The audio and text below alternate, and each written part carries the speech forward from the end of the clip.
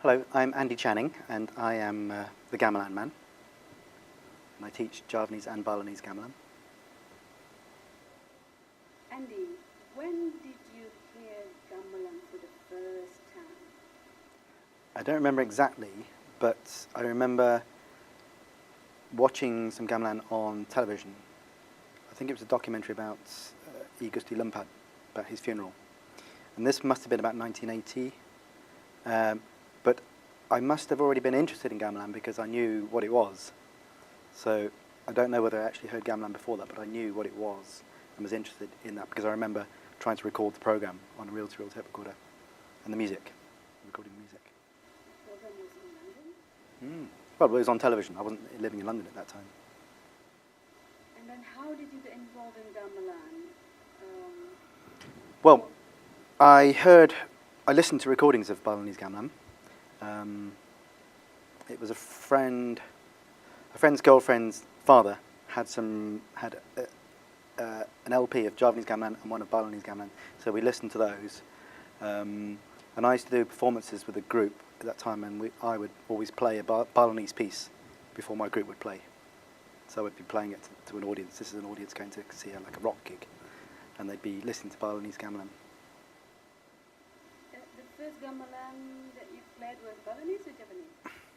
The first gamelan that I really fell in love with was Balinese, but I didn't get to play.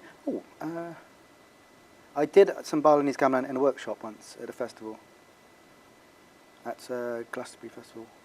Before you were learning Javanese? Before I was learning any gamelan, I just did one workshop, but was very frustrated because it was all moving very, very slowly, and I wanted to learn everything. Where did you get the gamelan from? It was a gamelan. I think it was the Dartington gamelan.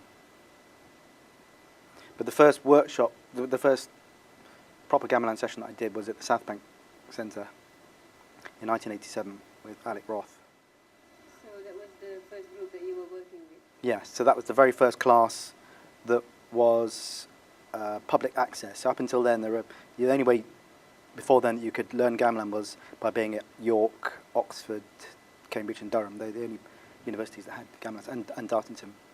So the South Bank Centre opened a public class, and I joined that. So I heard about that. It was entirely word of mouth. I joined that and just fell in love with it. And then when did you start playing Balinese together as a group? Oh, not for a few years after that, because that was 1987, and I was in a class, and then I did a summer school.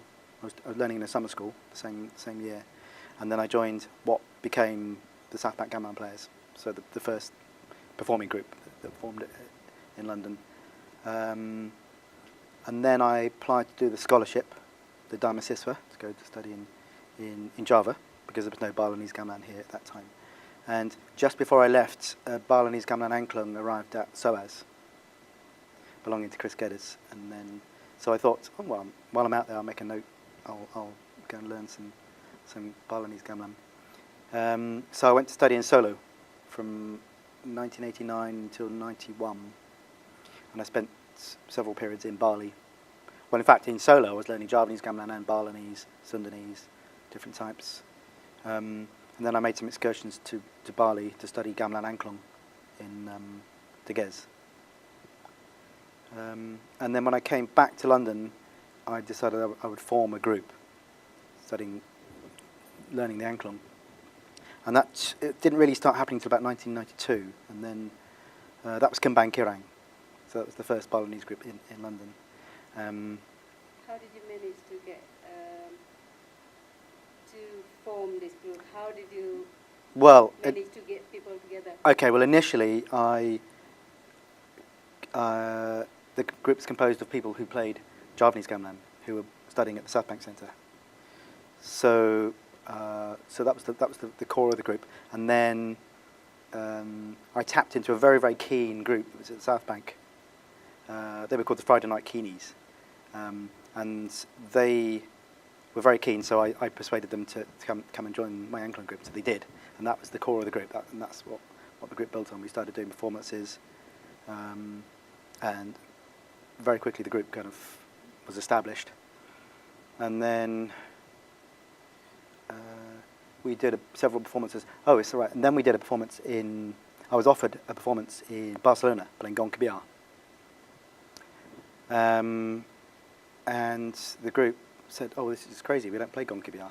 I said, "Oh, we'll." So I taught them using a Javanese gamelan at SOAS, and we learnt some pieces. We did a rehearsal in Dartington on the Gong Kibiar there. So for most of them, this was the first time they'd seen a Gong Kibiar. And then we went to playing Barcelona. And then after that, everybody said, Gong Kibiar is fantastic. We want to play Gong Kibiar all the time.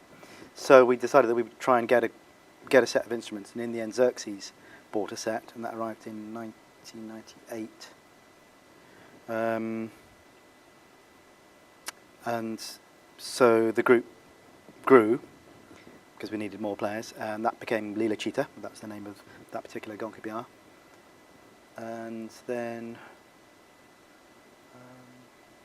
most of my players at that time, oh, that's right, and then I started teaching at City, so a lot of my new players came from City. They were students of mine at City University, some of them that are still in the group, and from SOAS, so I was teaching at SOAS. So that was really where the new players were coming from, City and SOAS, and also people coming from Dartington that had been studying in Dartington, and people that had been playing in other places that arrived in London. So being in London was an advantage because players would come from other parts of England or other parts of the world and stay here. So, and then that group grew, and then,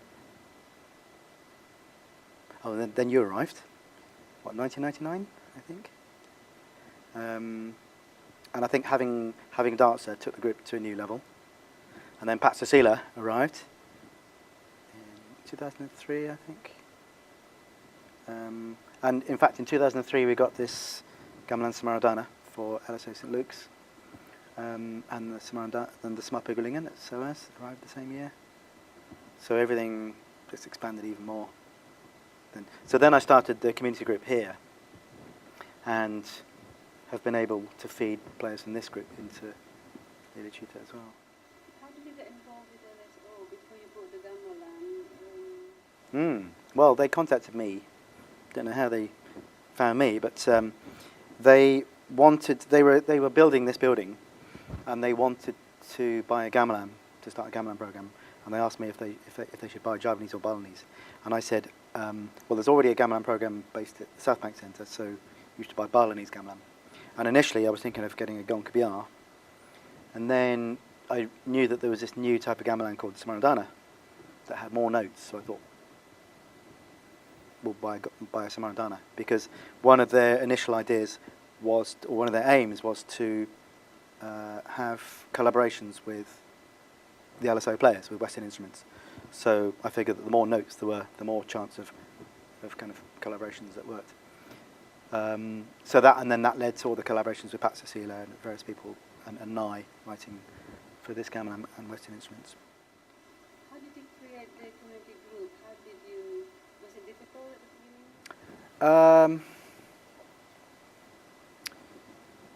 beginning? Where did they come from initially? Well, that was down to the LSO. LSO Discovery, I think, had mailing lists or people who'd done workshops with them, so people came along, and some of those people have been coming ever since the beginning. Some people have come because they've seen us do performances here at St Luke's.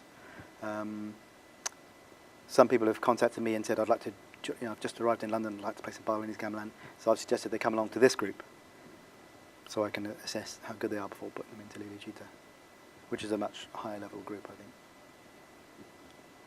think. And then various people from this group, from the community group, have graduated into Lila Cita. And there's always, of course, a constant turnover of players. People joining the group and then moving away from London or having other things to do.